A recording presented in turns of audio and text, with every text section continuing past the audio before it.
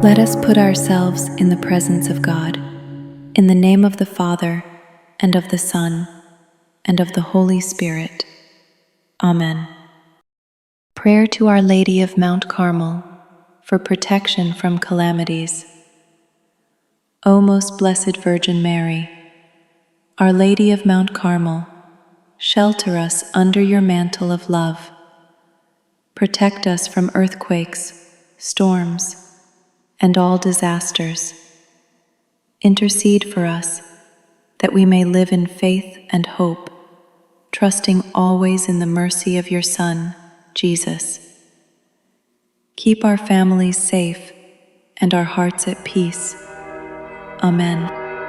In the name of the Father, and of the Son, and of the Holy Spirit. Amen.